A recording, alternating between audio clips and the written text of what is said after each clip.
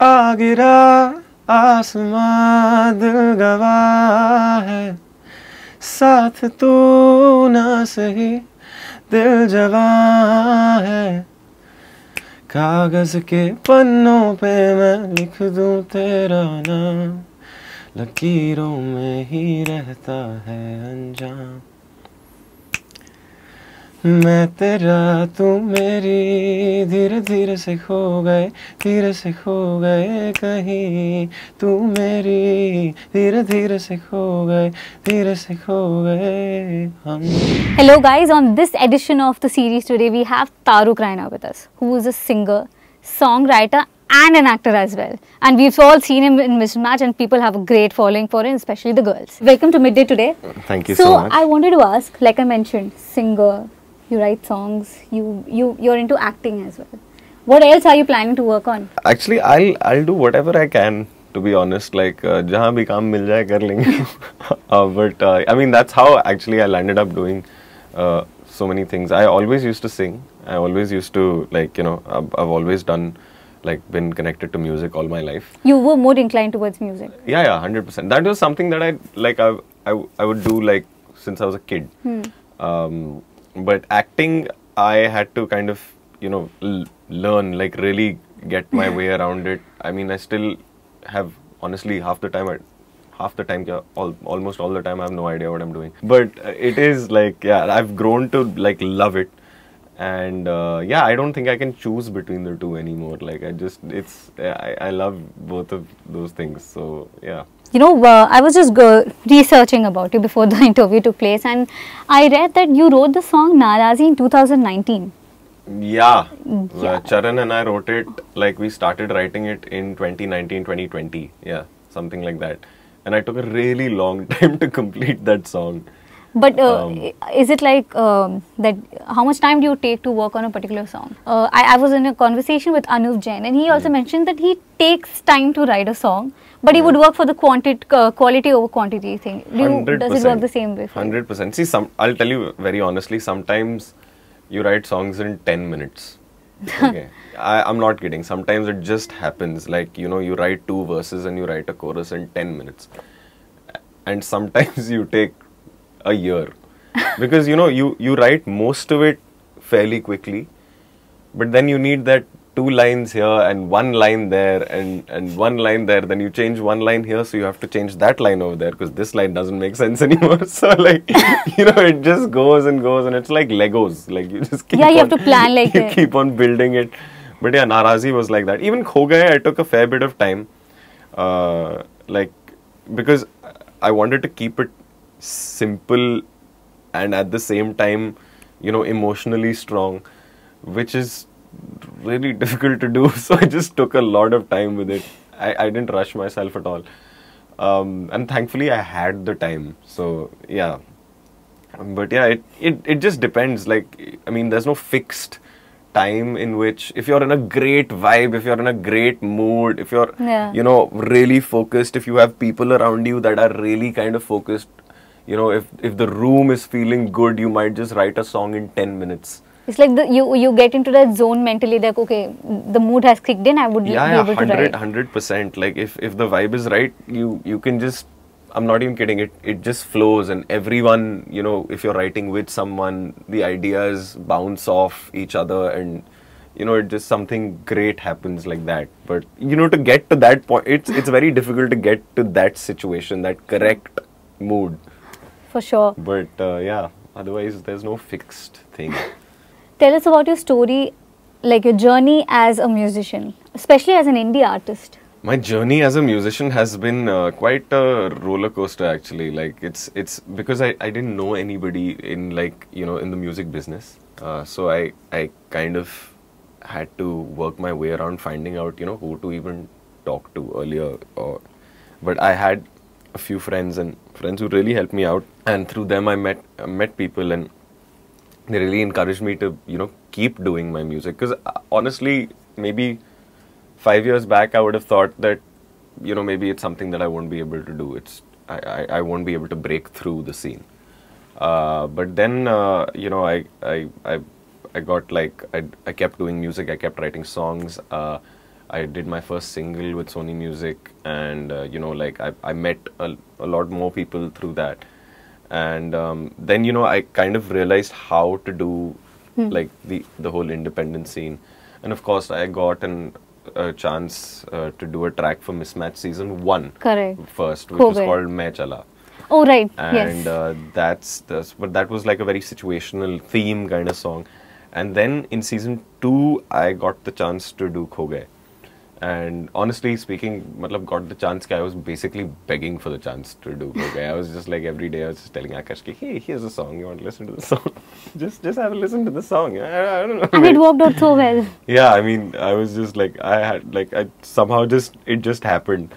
And then that song picked up, and then I gained a lot more confidence ki, okay, maybe I could do some of this, you know, like maybe I could actually I might be able to do this now, like, and not be completely ridiculous. Like you got that confidence by then Yeah, that yes, definitely. this is something I can really do. Definitely, like I got that confidence that okay, you know what, maybe what I'm making is half decent, like, and then I kind of that pushed me to make even more music. But by that time, like, I had made so much music by that time. I can't wait to release it all, like, because I've just been sitting on so much music for so long, because you know there were making music and releasing music is a completely different ball game. Like, you know, the process of creating something is amazing, and you know you go through it and you make something and you're just like, oh my god, you know, we've created something. Releasing music is just logistics. It's like office work. And you know, like, it's difficult to do it independently, and it's difficult to do it with a label. Like, there's no easy way to do it, to be honest. Now that I've done both ways, I know that, like, both have their challenges. I mean, of course, it's about how, I think, what kind of song it is, and, you know, who you're trying to reach out to, and, you know, what help you need. Like for a song like Narazi, I feel like independent was the place to be. Yeah. So, you know, I did it that way, and I also had like full control of, you know, what we were doing and all of that. So yeah, it's definitely creatively satisfying to be able to do that. But yeah, it is not the easiest thing to release music. It just seems like you just make a song and it should be out there, but that's not how it works. But you know, when you talk about this, I would want to ask, what do you think works out for indie artists? What do you think, you know, how do they survive? What as per you? Independent artists, I think, mainly survive because of the love for music. Because it's not always like a return on your investment as such. It's not always like that. Yeah. You put your heart and soul into it. If you're doing something independently, you put a piece of you in it. For sure. And it's not like you're doing it, you know, as a product or what people will like. Because a lot of most independent artists like release their independent music as an expression of purely themselves. You know, what they want to do without any restrictions of what trends and what, you know, reels or what, you know, what's working in the market and what target audience we have to appeal to and what will play on a radio, what will play on a club. So I think the pure love for music is what drives any independent artist, because it's not the easiest thing. It is quite difficult being an independent musician, which I have learned now. But yeah, it's extremely rewarding when it works out. I think like if I manage to release the music I want to release this year, with the way I want to release it and according to the timelines I want to release it by, and if I get to play those songs on stage by the end of this year, I think I'll be the happiest person. I think I would have done my you know, thing. Like, I've achieved what I wanted to achieve in terms of you know, being able to do that. And that's what I love. Like, I love performing. Like, I love being on stage. I love performing, and I could, like, that's what I've been waiting to do for so long. And I just feel like I'm getting closer and closer, and I'm so close, and I just need to make sure that it just happens now. So yeah, that's.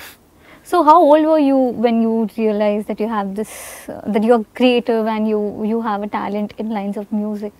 I started singing at a very, very young age. I think I've been singing as long as I can remember. I used to sing in a school band. Yeah, I used to sing in choirs, school bands. I sang in college. I used to sing in church also, like kahin bhi, like bar gigs, and then when I came, I did wedding gigs. I did every kind. Like I jumped at every chance that I got in my whole life to do music. I don't think I left any stone unturned in terms of like. You've experimented with everything possible.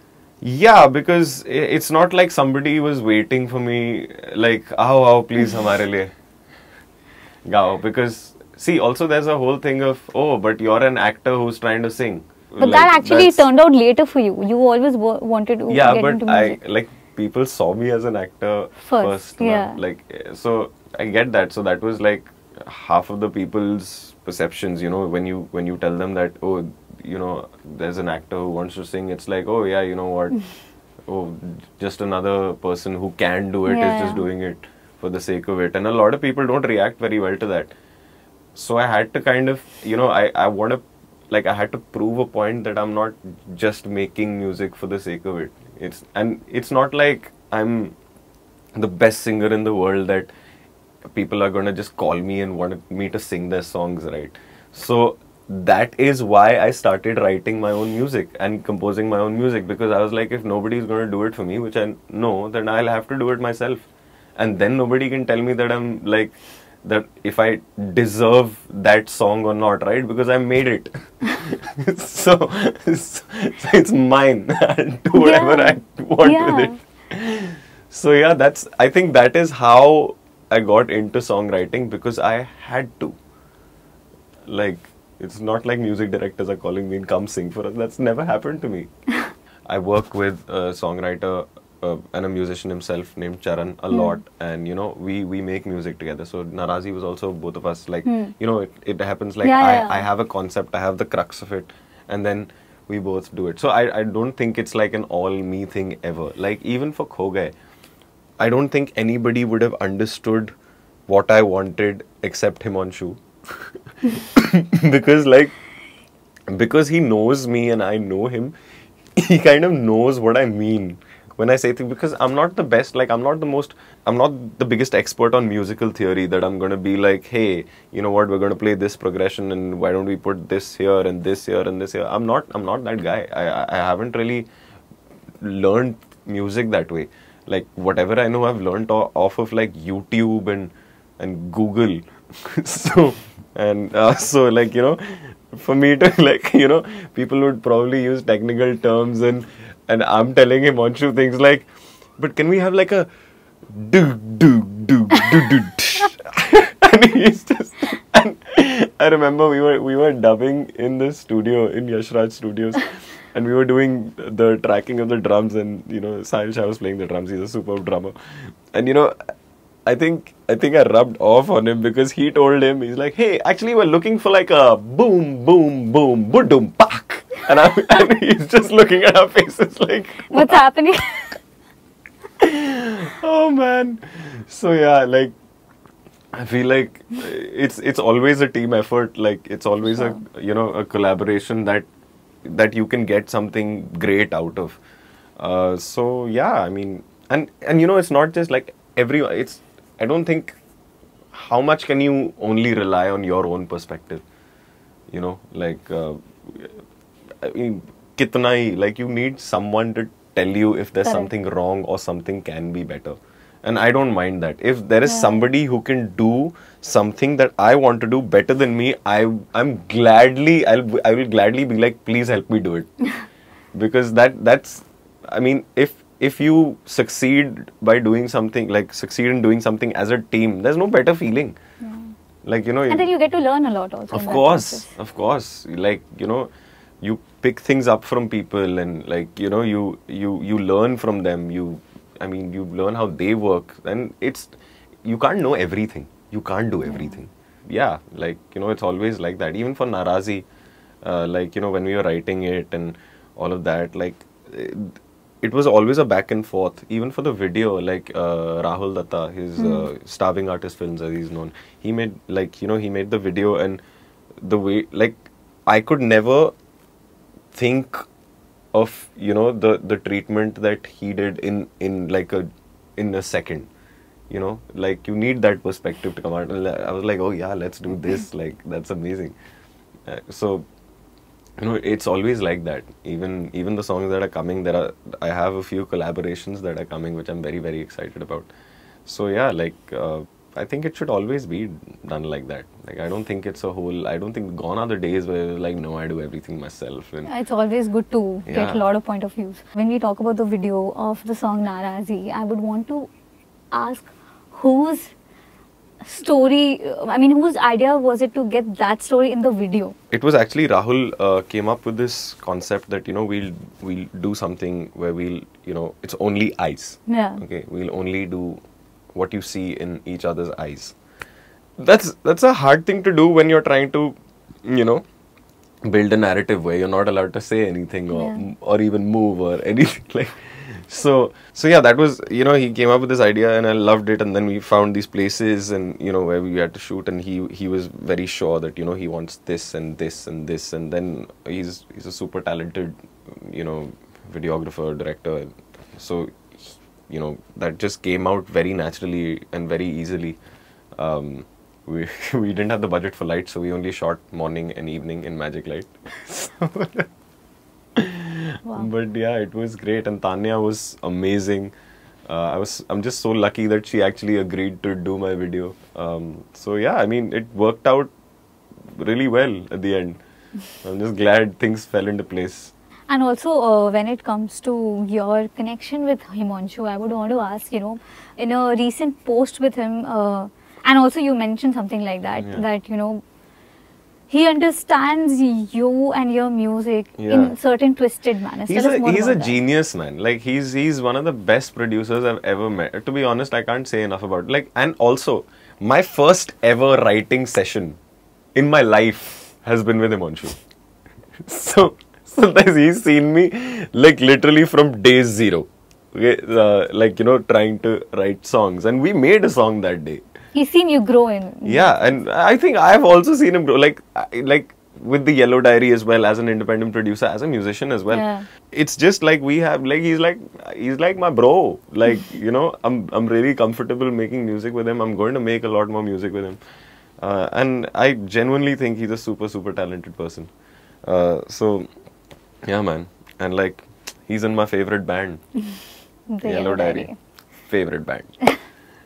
Tell us, when we are speaking about this, about your upcoming projects and upcoming songs. So there are, there's a couple of shows that we're shooting. There's, one I can't talk about. The other, we're shooting Broken News Season 2.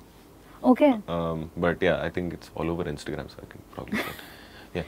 Yeah. And of course, there's going to be Mismatched Season 3. Yeah. A little far off, but it's coming. Yeah.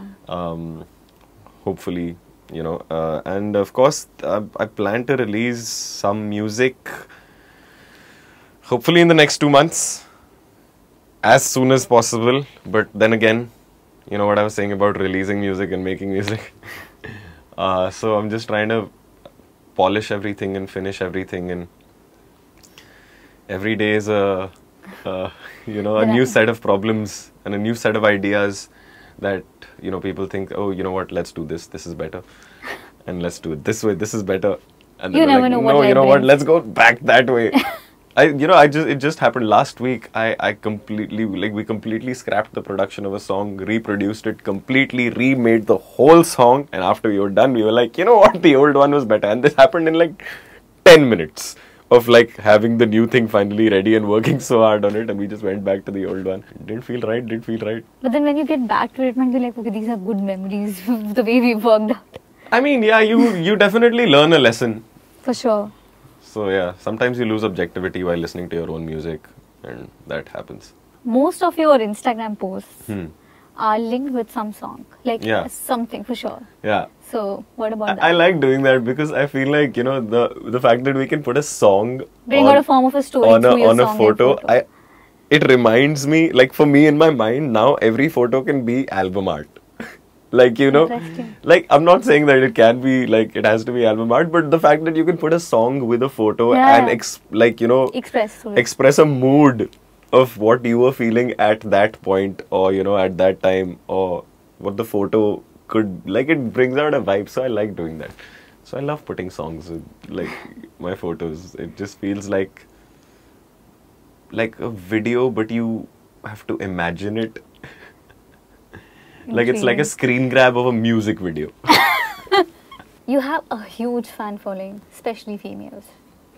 What's your take on that? I'm very, very pleased on that. I'm fairly like, I don't know what it's like, because, you know, it's almost unbelievable. I'm just like, why would they, you know? But if it is there, I am very, very happy. Love fan following, love females. Great. Which is that one memory of a fan that you really remember? I think the first time that I kind of, you know, I think the Mismatched music launch, or, you know, that was really like, people were singing my song back to me, and I have never experienced that before. You know, like, I mean, I've heard people sing songs back to me if I'm performing, but they're not my songs. Like, this was the first time people were singing a song that I wrote in my bedroom to me. Like, they know it already, and that was a really surreal experience. Like, I was just like, I could do this all day, every day. So yeah, I think that's the highlight of my fan interactions as such, if you call it. Don't underestimate the idea of Taaruk Raina, I would say. I'm telling you realistically, like. That's what you feel. Yeah, I think that was I thought I've peaked. Like, I was like, इससे better तो कुछ हो ही नहीं सकता. Okay, and from from photographs to the female fan following and the crush that you have, like, you become a crush for all. And now about your fashion sense. Tell us all about it, because you have a very versatile fashion sense and people really look forward to it. I don't think I'm a fashion aficionado or a critic or anything, or like, even I don't even think, I think I mainly play it safe. I honestly don't do anything too out of the box, because I'm not confident enough that I can pull it off. Although like the stylists that I work with, they do make me wear some things that I would never wear myself, and I've now, you know, gathered the courage to do that a few times. So I'm happy that at least someone can make me do that, and, you know, make me believe that, okay, you can wear this and you can wear this and you will look good. Don't worry, you won't look like, you know. And I'm just like, but I've never worn something like this before. What if people think I'm an idiot? But yeah, but I mean, it's all thanks to them, and because my usual, like, my daily dressing sense is honestly because I'm just cooped up in a studio, or if I'm going to shoot, then I'm wearing different clothes there. So it's not like I'm dressing up and going to shoot. Yeah. I have like 20 of the same black t-shirts and like 20 black pants, and that's what I wear. I like shoes though. But yeah, that's basically, like, I'm a very comfort clothing person, and that's basics is what I stick to. Otherwise, I'm not like drippy. But what would be your favorite attire to go with? Like something you can, you know, keep on ye haan har jagah chalta hai. Like maybe like a great pair of sweatpants, some really comfortable sneakers, and like sweatshirt maybe, or a knit. That's pretty much it. All right, we've come to an end of this conversation, but you can never be naraz with Taaruk, because you would never want the conversation to end. Thank you for joining us today. Thank you so much, Survi, for having me. Thank you so much. Thank you.